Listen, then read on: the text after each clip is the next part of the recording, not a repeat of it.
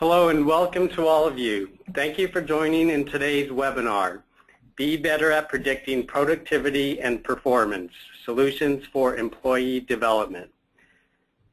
My name is Larry Romero and I serve as the Product Marketing Manager at CPP for both the MBTI and the Strong Interest Inventory Assessments. Today I will be serving as your moderator. CPP is a global publisher and provider of innovative products and services supporting the individual, team, and as well as organizational development.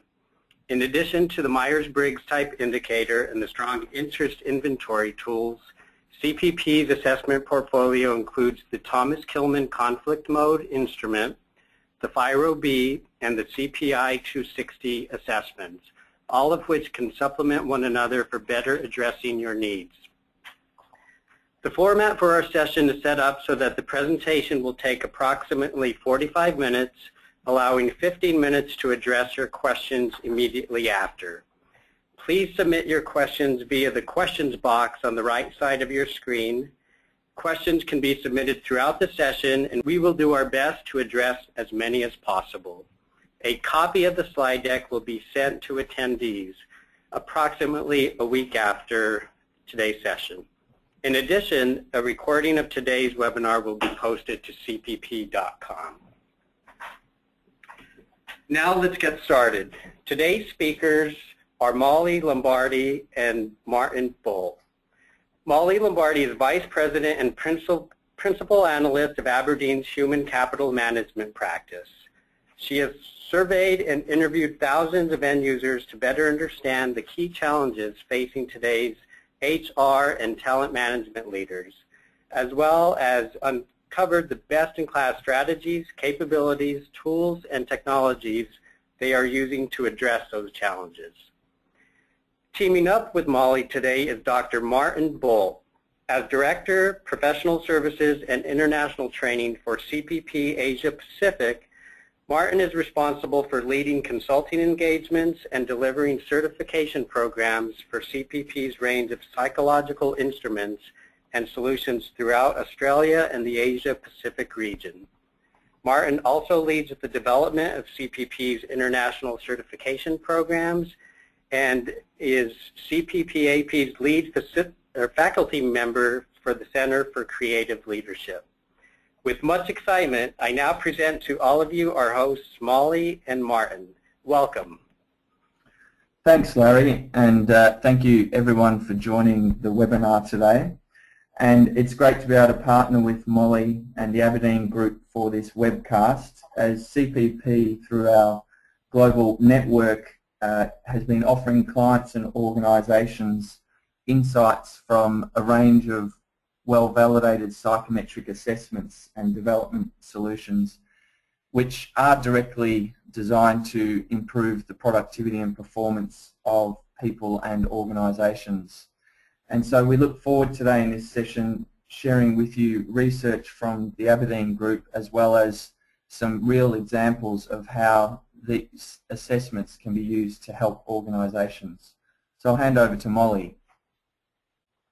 Great. Thank you so much, Martin. And I'll just add my welcome to yours and Larry's. Good morning or good afternoon, wherever you are. I know it's very early in the morning where Martin is. It's the afternoon here on the East Coast of the U.S., but welcome to you all. Our agenda for today, obviously we're starting with a little bit of an introduction and an overview. In particular, I'll give you an overview of Aberdeen and our research methodology. And I'm going to talk a little bit about building the business case sort of at the individual team, for individual team and organizational success. Assessments is a topic that's really been rising in interest and inquiry lately, and it's really because it's helping organizations on all these levels. And then I'll talk a little bit about crafting the employee experience, really using that assessment data to drive the employee experience and ultimately results. And then I'll turn it back over to Martin. He's going to share with you CPP's best-in-class people development solutions. And as we mentioned, we'll have Q&A at the end. Do encourage you as we go through, if you have any questions, you can type them in that box, and we'll get to as many as we can during the time we have.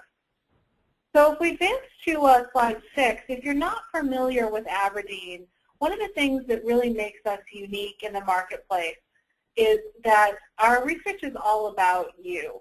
It's really about holding up a mirror to your organization and helping organizations really understand how to achieve best-in-class results. So it's not about just my opinion. It's not about sort of what one or two people are doing. It's really about those thousands of individual companies that we survey every year, and really trying to understand how organizations are achieving real business success through the use of various human capital tools, technologies, and practices. All of the research I'm going to share with you here today is drawn from our world-class research. We study a wide variety of human capital management topics. We cover sort of soup to nuts, both workforce and talent management. And we also include a wide variety of organizations in our research. So this is all globally based, a wide variety of industries and geographies that participate in our research, which I think is important because, again, it's all about connecting the use of, in this case, assessments to real business results. So on slide 7, I'm going to share with you a little bit of our methodology because you'll hear me talk a lot about best-in-class and what our research calls out as best-in-class performance. And I wanted to share with you a little bit of how we get there. Whenever we inquire about any area that Aberdeen studies, whether it's in human capital or one of our other practices, we start with understanding the what. And the way we talk about the what is through what we call our PACE framework. And PACE for us stands for pressures, actions, capabilities, and enablers. So what really are the pressures driving people to think about assessments and use them in new ways? What are those macroeconomic trends that people are facing? Then in response to those pressures, what are the strategies and actions organizations are putting in place, the things that they're going to do to really respond to those key pressures? And of course, in order to execute those strategies, organizations need to put into place a series of capabilities and enablers. So organizational or knowledge management capabilities, processes, as well as tools and technologies. But in addition to the what, we also talk about how well. On the next slide, you'll see that everyone who comes through one of our surveys answers not only those PACE questions, but they report on a number of key KPIs or metrics. And we use a subset of those, and in the case of our recent assessments research, we use employee performance, organizational performance in the form of KPIs or business metrics achieved, as well as bench strength. And we give everyone an aggregate score on those KPIs, and we call it the top 20% of performers that we term our best in class, the middle 50 that we call industry average, and the bottom 30 that we call laggards. What happens is, as you see on the next slide, when we overlay the two pieces of our research against each other, we really start to be able to understand not only what organizations are doing, but how that correlates to performance. So this allows us to be very descriptive, not only of what best-in-class performance looks like, but also be very prescriptive to say no matter where you are on that maturity curve, whether you're best-in-class looking to continue your top level of performance, or you're further down on that scale, we can really help give you actionable insight on what to do next and really help you build the business case. So you're going to hear me talk a lot today about connecting the use of assessments to business results, and really our ultimate goal is to not only educate end users such as yourselves, really arm you to go into the business with information that can help you drive your business forward. So as I mentioned, we did this recent study on the use of assessments, and on slide 10 you really see some of the best-in-class characteristics that started to emerge from this research.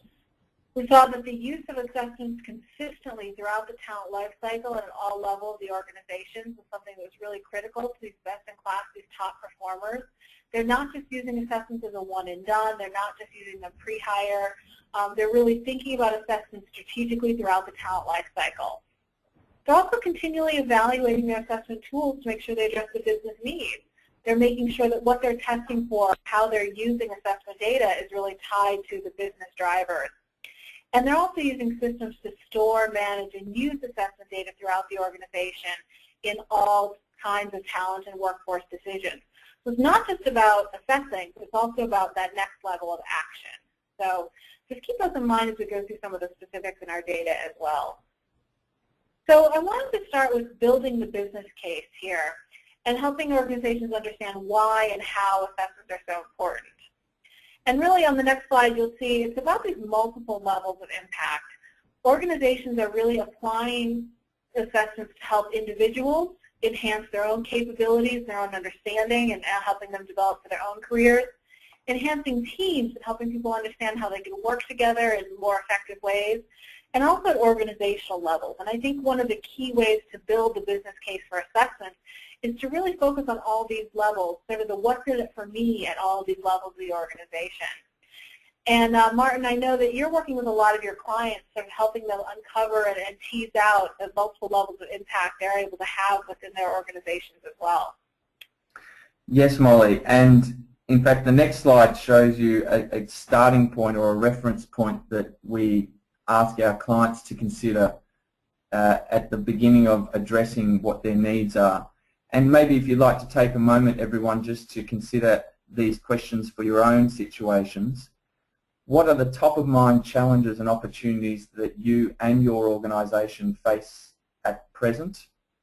And what role do your employees, managers, teams and customers play in those challenges and opportunities?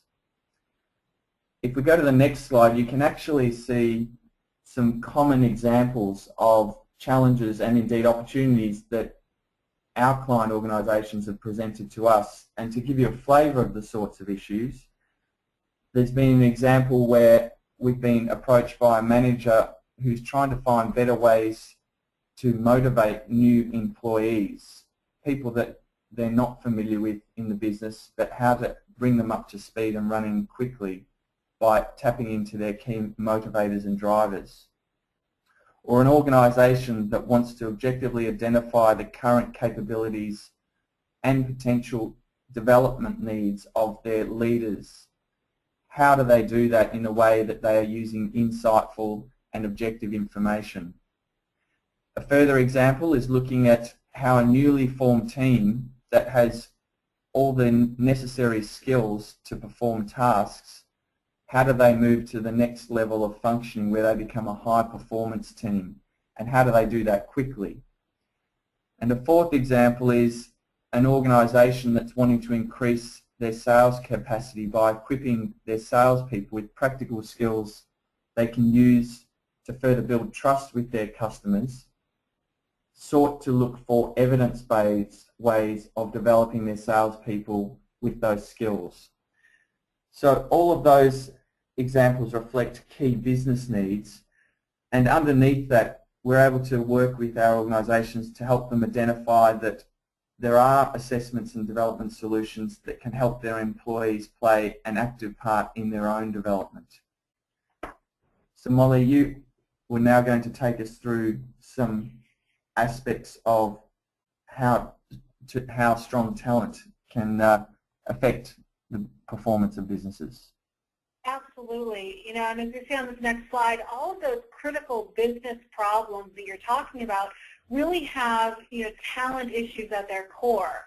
And if we've learned anything from all of our research, you know, here at Aberdeen, it's truly that strong businesses require strong talent. And it's not just HR leaders saying this. The business really is starting to understand. I think especially in the recent economic situation, you know, organizations have cost cut, they have process re-engineered, and they're really realizing the alignment of the talents of their individuals is what is really that next hurdle that they need to get to make sure that they can achieve their business results. And assessments are really helping with that. We see on this next slide a best-in-class organizations. This is actually from our Human Capital Management Trends 2012 study. Best-in-class organizations significantly more likely to use assessments in both the pre- and the post-hire. And you can see particularly in the post-hire an even more dramatic gap between those best-in-class organizations and all other organizations. And I think, again, that kind of speaks to this characteristic we mentioned earlier, which is, you know, assessments are not a one-and-done. They're really a part of the ongoing talent strategy to ensure you have that strong talent you need for business results. And it is having a great impact on business results. When we look at the next slide, we look at these critical business criteria, business success criteria, so customer satisfaction, customer retention, and revenue for a full-time employee. And again, this is year-over-year change, but you can see the dramatic impact that being best in class has for organizations from a business perspective. So again, you know, can you say if you use an assessment, is that the magic bullet that increases revenue? Well, it's not that it's, you know, just the act of having assessed someone. It's about that mindset of using assessments to make sure you have that talent in place, and it really is correlated to the strong business performance. So on the next slide, when it comes to the pressures organizations are facing, thinking about the Aberdeen model, the reason they're looking to assessments starts with the need to sort of get the right people on the bus, to borrow from Jim Collins. The need for objective data for hiring and promotion decisions, making sure that it's not just a gut feel. You know, as human beings, we've all been in situations where we thought someone was a great fit for either a job to bring them into the organization or promotion. We didn't have data to back it up, and sometimes, you know, we get those calls wrong. So organizations are really trying to use data to make better talent decisions, and by far that's the biggest driver. But also to sort of find and develop skills that will support growth goals. So how can you use the people you have in new ways to support where your business is going? And also to give better visibility into talent across the organization by using that data and making it accessible, helping managers be able to understand really the talent that they have at their fingertips. And Martin, I know that these are some of the things you're helping your clients with as well. Yes, I think the data on this slide really talks to our experience of what our client organisations approach CPP for. And we find we're frequently asked to offer recommendations and solutions to organisations who are trying to find more effective and more accurate ways of selecting the best employees who would fit their talents for the job roles and also the organisational context and culture that they're operating in. But also we find organisations are trying to further understand through objective and predictive measures ways of supporting the development of their staff and in particular their leaders.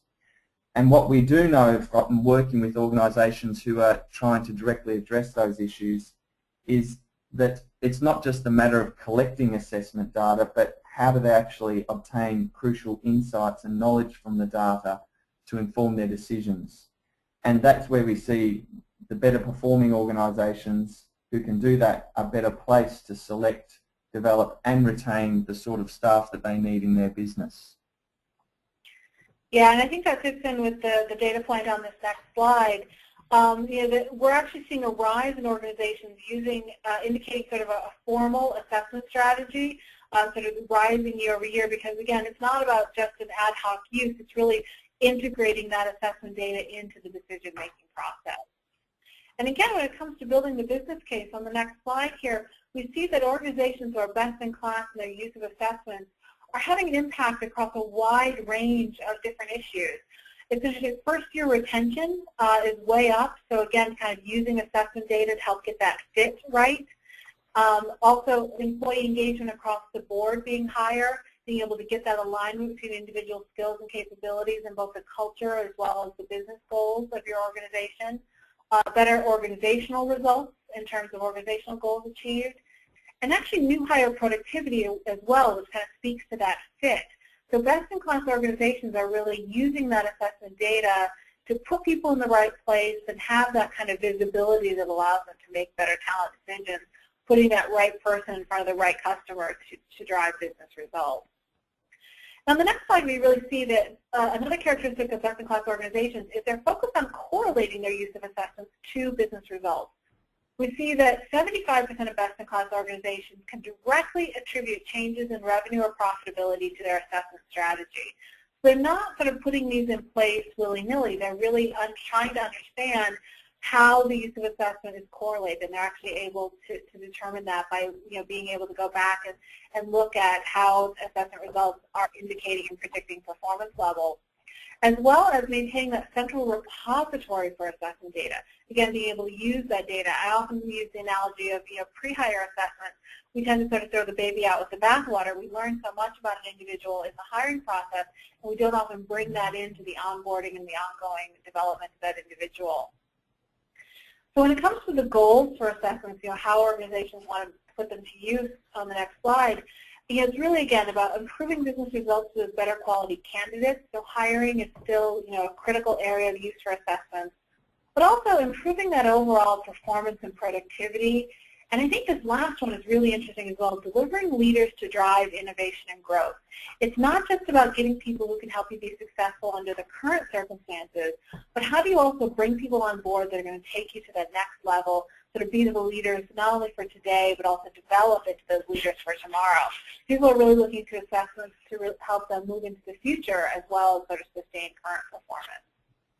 And it is all about taking action. So we're going to talk a little bit about crafting the employee experience by using assessment data in new ways. And on this next slide, we see that the actions organizations are undertaking are, first of all, making sure that candidates are assessed, especially in the hiring process. And you see, best-in-class model that's fairly equal there. And over on the right, building a competency framework to assess against, also so critical, developing that common language you can use for assessment. Where we see this huge differentiation between what best-in-class companies are doing versus all others is then using that data to create those targeted development plans. So organizations aren't just assessing, they're acting. I sometimes use the analogy, it's only useful to know that I'm a purple triangle if we know that purple triangles can achieve better business results. So it's not just about the, getting the information, it's about acting upon it. So we asked our respondents on this next slide, what do they do after a leadership assessment? So if you're using a leadership assessment tool, how are you using the output of that? And we can see that best-in-class organizations, not only are they following up, but they're following up in some pretty specific ways. They're assigning those development plans, they're assigning coaches, people who can guide people along that development plan and craft that experience for them. We're using them to help both individuals and the organizations think about career paths, and also internal mobility. And I think this is going to be huge, especially as we think about the next generations of talent coming into our organizations.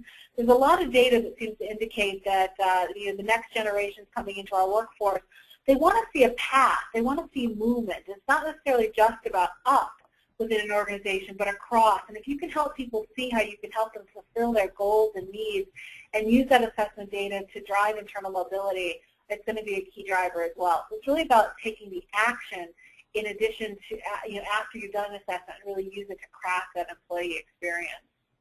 And it makes sense that these companies are also integrating their assessment data with other systems, as we see on this next slide. So it's about the mindset in terms of using the assessment data to create development plans, then also you using the systems you have as well to take that assessment data and integrate it. Obviously, when it comes to recruiting, a critical part is having that assessment data as a voice in that hiring process. We see a significant gap here between employee performance management integration. And I think this speaks to the data point we had earlier on. These best-in-class organizations are so much more likely to be able to correlate assessment output to business results. And a lot of times the barrier to being able to do that is the fact that these systems aren't integrated. So making sure that assessments sort of can speak to and correlate to that ongoing performance data is really critical. Succession and learning as well, again, using that assessment data to craft and inform those development decisions. So I'm just going to leave you with a couple of key recommendations before I turn it over to Martin again to talk about sort of the best-in-class people solutions that CPP has. But, again, if you think about kind of no matter where you are on your assessment journey, if you're just sort of exploring or if you've used them for a while, it's really about making sure you align assessments with those business priorities to ensure that what you're getting is really what you need to make operational decisions. That linking assessments to ongoing performance results is so critical, being able to sort of go back and make sure that your assessments are really giving you what you're looking for out of the use of them.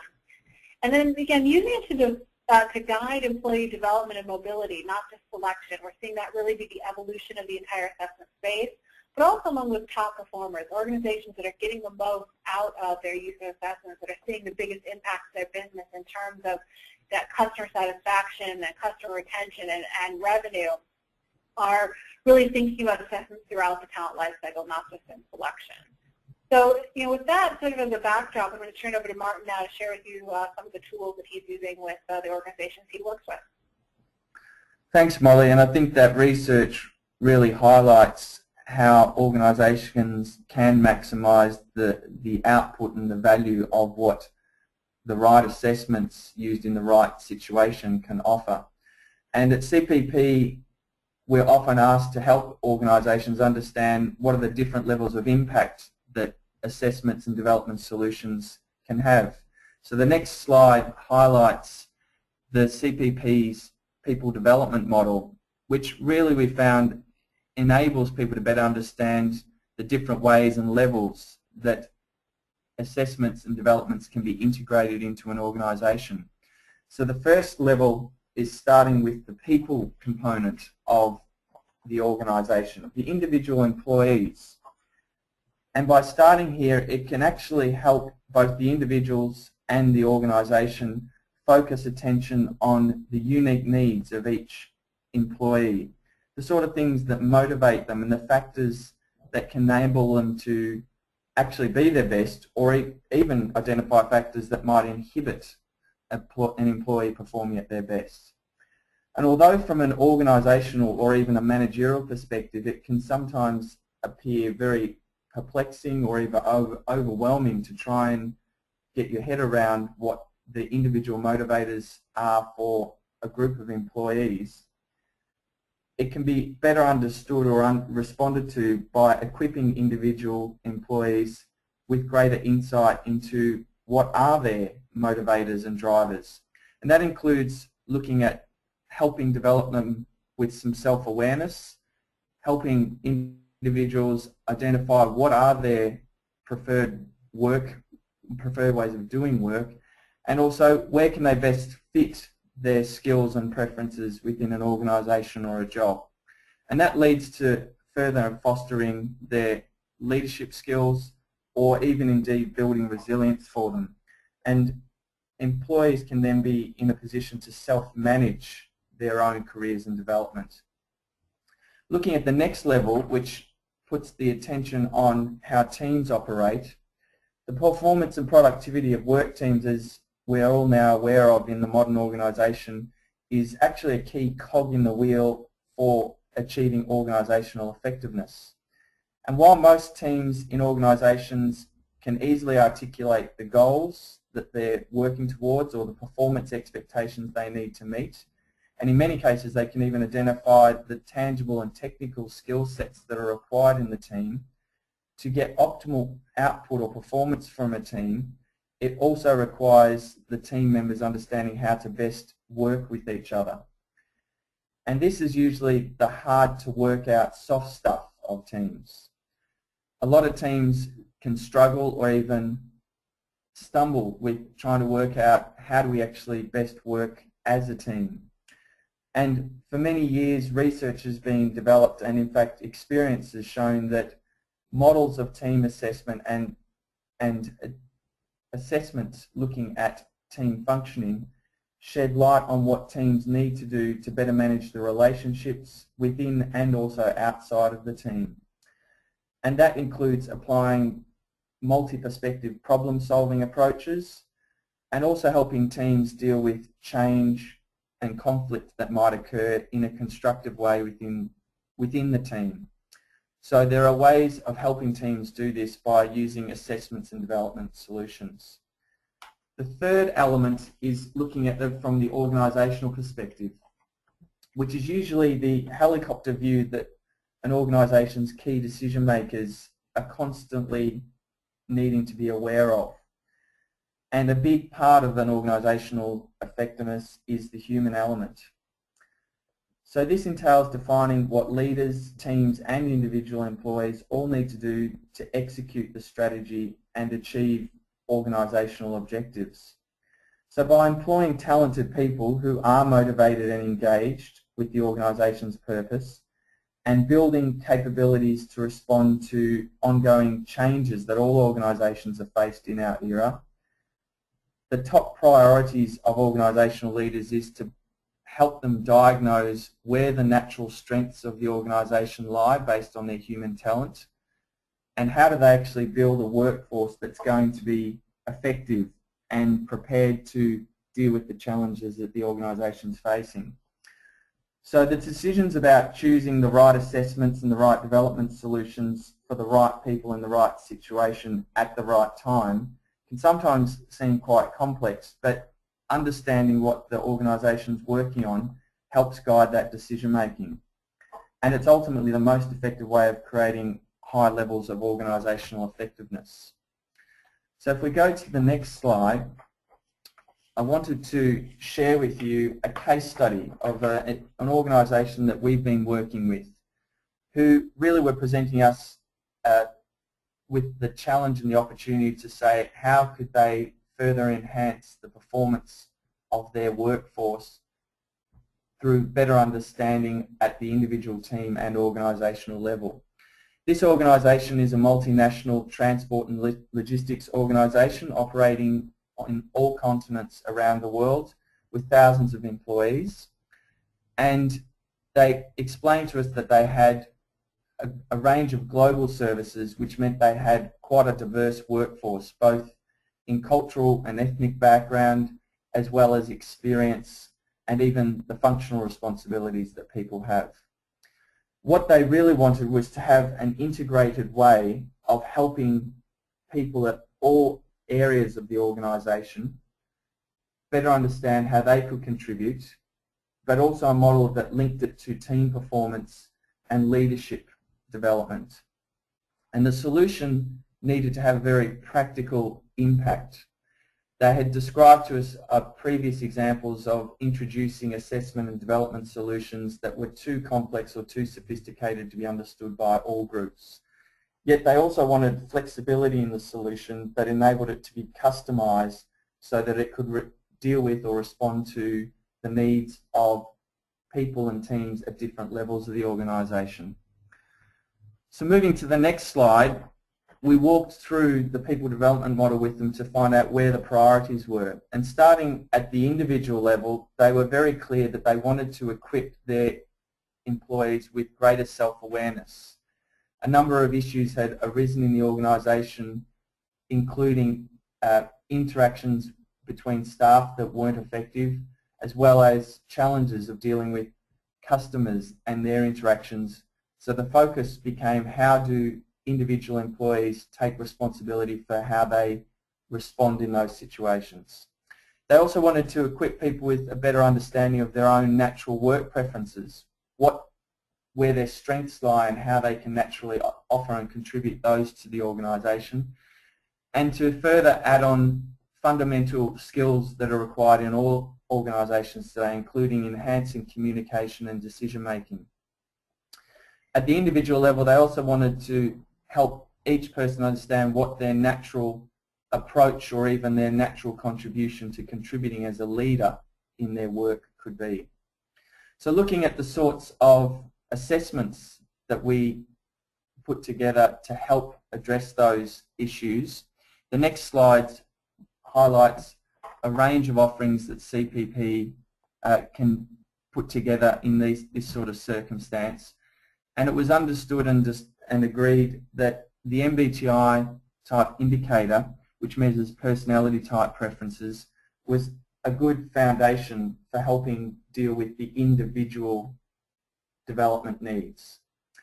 So through the process of undertaking an MBTI assessment and having a supported and guided debrief for individuals, also providing them with reports that described and captured their natural way of operating based on type, and offering them supportive material that further took their basic type information and applied it to how it may appear or how it might be best utilised in an organisation, has helped their individual employees get a better sense of what their contribution can be to the organisation.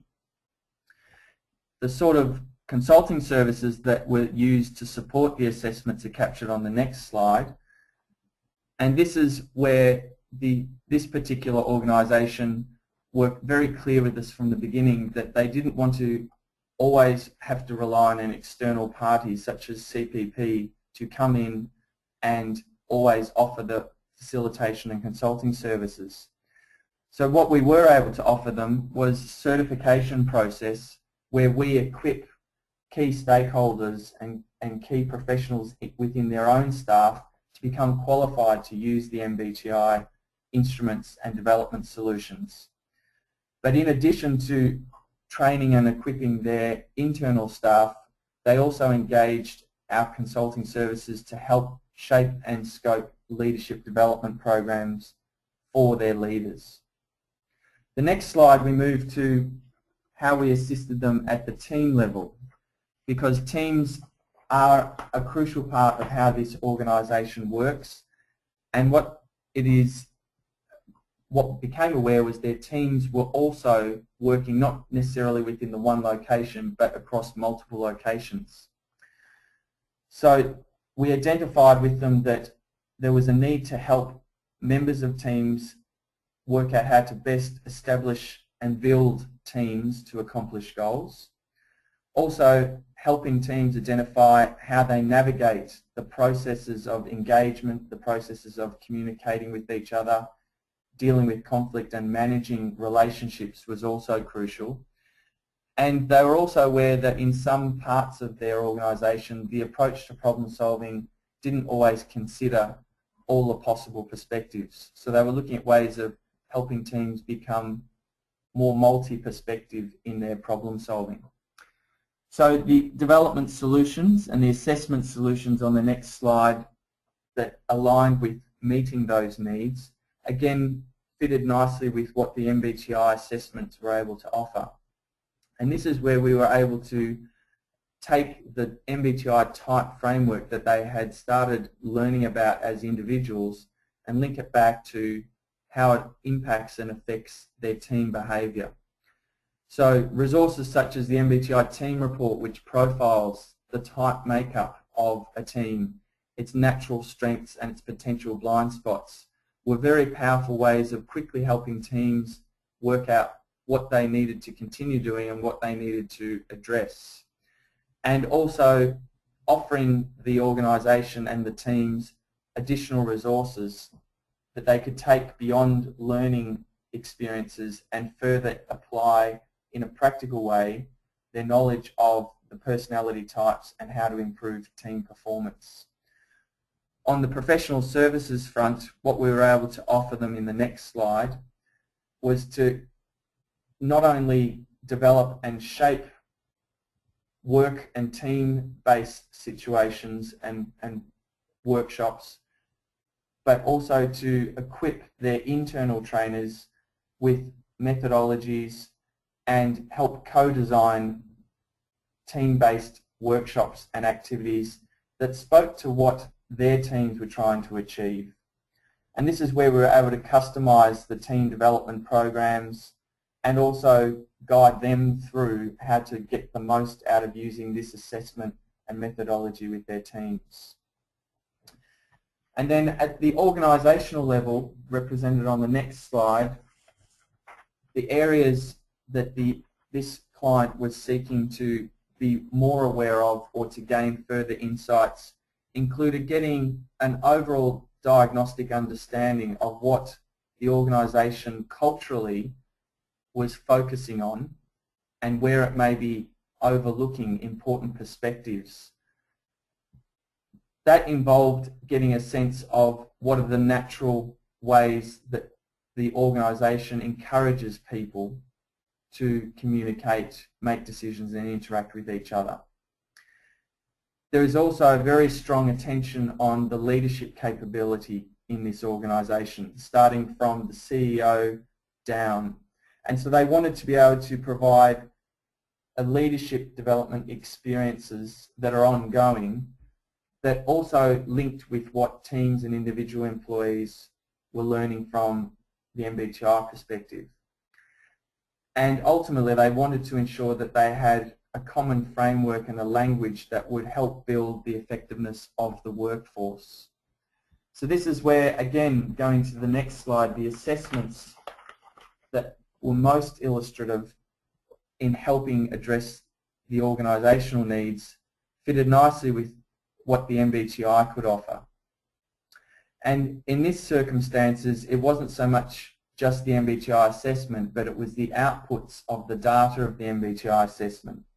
So with the permission of individual employees and maintaining the confidentiality of individual assessment results, we're able to now start mapping what are the sorts of percentages of each of the personality types represented in that organisation, and does that in some way reflect the cultural expectations of the organisation, and also how to leverage diversity of thinking and communication styles in the organisation.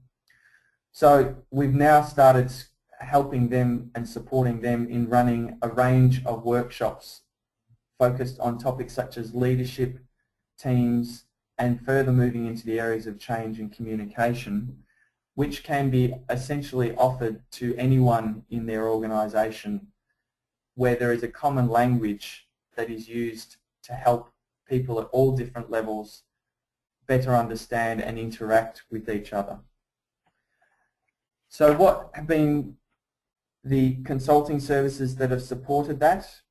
Again, our consultants, as illustrated on the next slide, were able to walk side by side with their internal learning and organisational development staff. But not only those staff, they also identified key managers who would be champions and sponsors within that program, who would also be able to share the learning, share the insights to help teams, leaders and individuals be more effective. And I think that was a very important move, that they didn't leave the responsibilities of using these assessments in the hands of what many organisations might expect in just the HR, learning and development and organisational development specialists.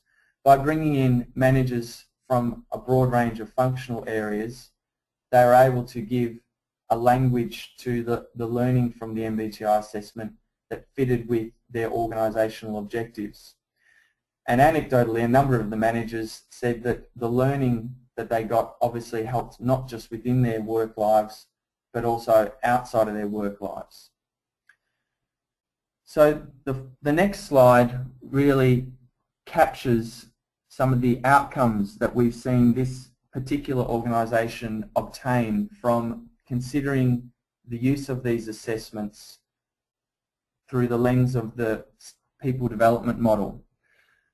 Our work started with the executive end of the organisation, the CEO and their team. And through the direct experience of the learning that they received from the assessments and the development solutions at an individual level and a team level, they have become the champions and have endorsed the value of using these methodologies through the organisation. And that's been key because the rest of the organisation looks to the executive as to what's expected and what's beneficial. We're also very keen to make sure that we aligned the solutions with the organisational strategy, and I think Mollie picked that up, that the best-in-class organisations don't just use assessments in a random or even a way that doesn't fit with the strategy. The feedback we get from participants and people going through the process of learning is that it's actually increased their range of behaviours that they can use in different situations to be effective, and provides an understanding of how to work with people who have different approaches. Knowledge transfer, as I mentioned earlier, was key for this organisation. They wanted to actually have the skills sit within the business, and that's been crucial in helping the learning and also the use of assessments be effective in enabling that organisation to get the most from the assessment data and the development solutions.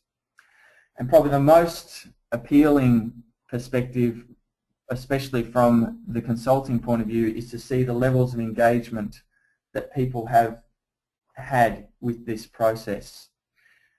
There can sometimes be times where I've experienced it's hard to get the buy-in or the interest of members of an organisation into working on these development solutions, but through this integrated way of doing it, we've seen people at all levels of the organisation from a wide range of backgrounds get extremely excited and also quite positively engaged with what they learn from the process. So that sums up our experiences of offering services to an organisation that really is starting to fit with one of those best-in-class representatives identified in the Aberdeen research. So I'll hand back to Larry now. Thank you, Martin. And tying to the theme of employee performance and development, to all audience members today, we are offering an offer to become a certified practitioner for both the MBTI and the CPI 260 certification programs. It's a nationwide, we offer a nationwide public and in-house program offering. It allows one to administer, ethically score, and interpret the results of both assessments. Through it, it's offered very dynamically through activities, lectures, practice sessions, and assignments. And through the public program, professional organizations, CEUs, can be obtained. Both for the MBTI and CPI 260 respectively. Here is a link, and we can send these out afterwards as well. Again, it's a 10% registration discount for both programs.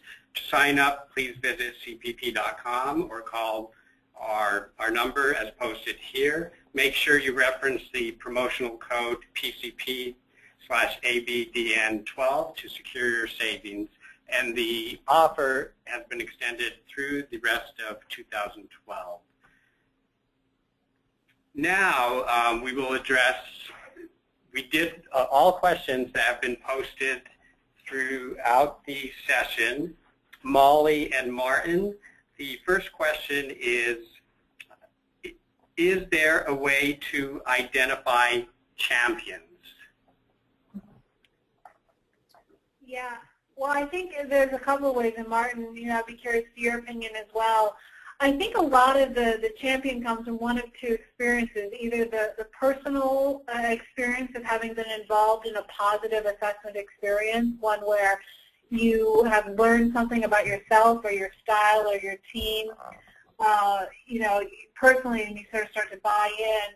The other is when you can share business impact data. I talked with an organization, it was a retail organization, and they'd gone back and done a validation study that helped them look at, when they had used their assessment data to guide hiring decisions versus when they hadn't, significant both sort of personal sales results as well as same store, month versus month sales results. So, I think there's a couple of ways to build those champions. One is the kind of the personal experience, or helping them see how this assessment data is really impacting business performance. Martin, I'm not sure what you've seen, but I couldn't agree more, Mollie. Nothing speaks louder than a person's ability to convey what they personally have got from an experience. In many ways, that speaks a lot louder than some of the most impressive research and validation data that you might have sitting behind a methodology. And what I have seen is that organisations who find ways to identify who is a willing participant and then have those willing participants share their own experiences of what they've learned from processes becomes probably the most powerful way of championing these sorts of initiatives. I think what is important is the champions have an experience that is meaningful and done in an effective and ethical way, so that they're not led to believe things about themselves that aren't necessarily accurate. But I think the proof is in the pudding, as Mollie has said. Thank you. The next question is, what are the demographics of your polling group for the data regarding Mollie's portion of the presentation? Yeah, so unfortunately I don't have it in front of me, but I absolutely can point you, if you on our website, it's our 2012 assessments research. It's available there, or if we have the contact information for the person, I'd be happy to share the full demographics.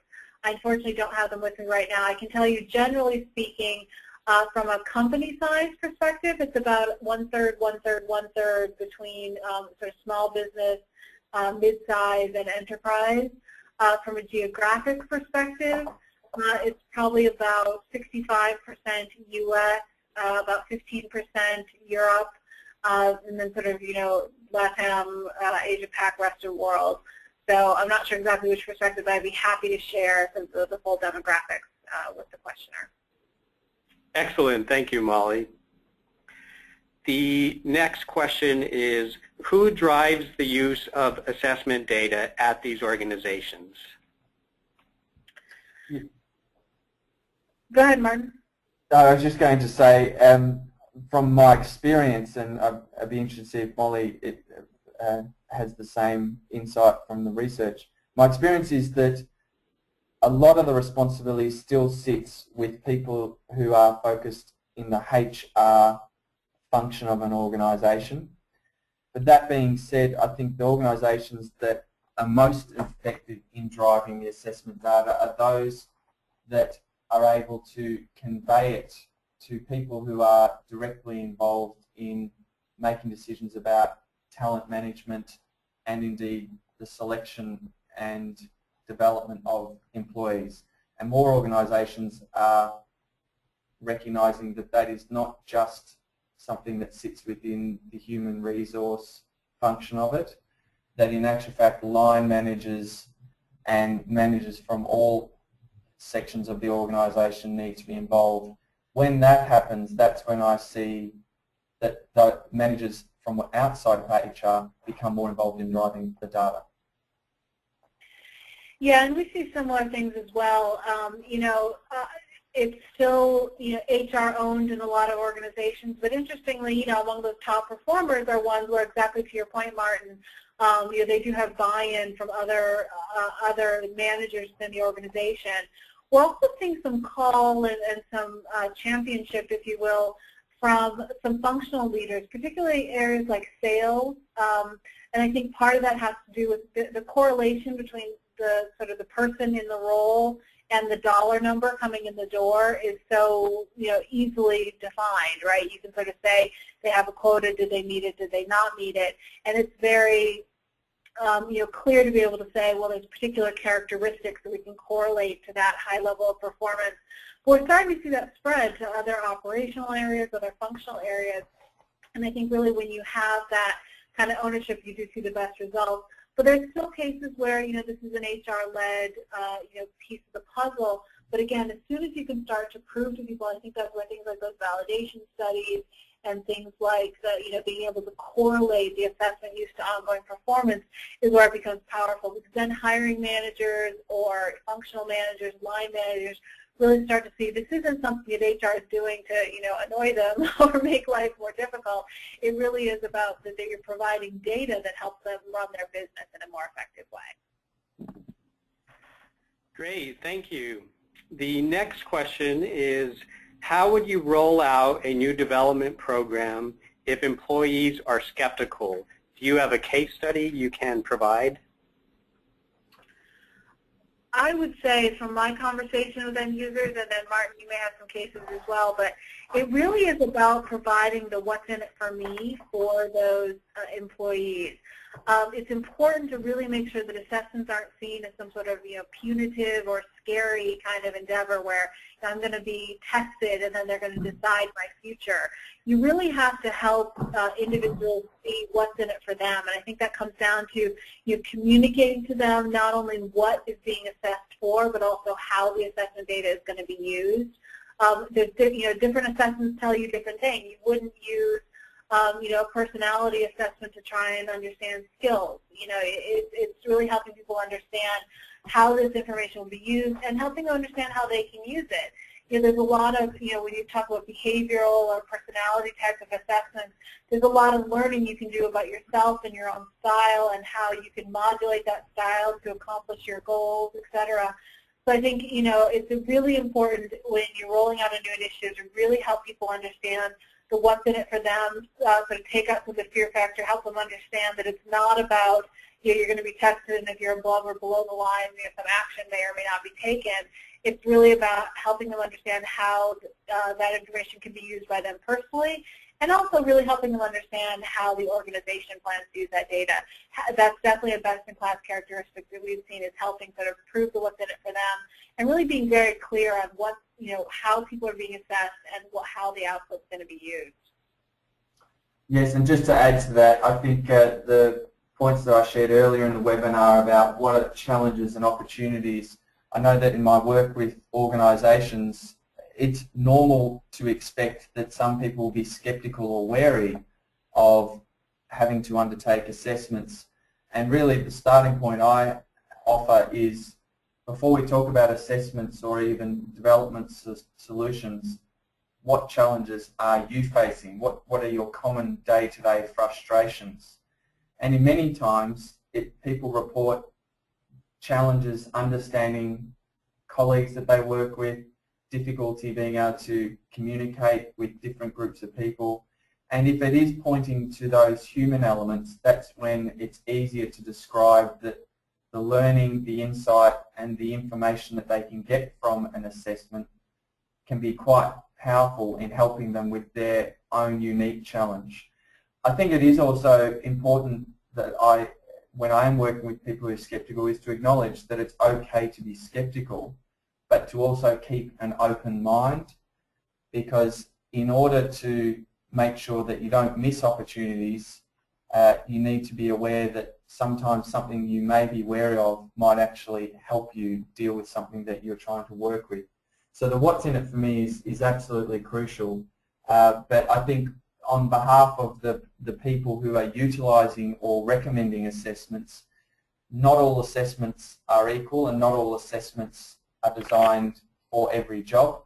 So it's also the skills and knowledge of the assessment user to know what is the right assessment for the issue that you're dealing with, and is it in fact the right time to be using it, or is there another point in time where it's more appropriate.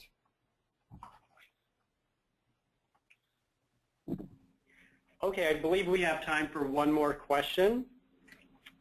So that is, are there other assessments CPP offers at the organizational level to match organizational goals against talent capabilities?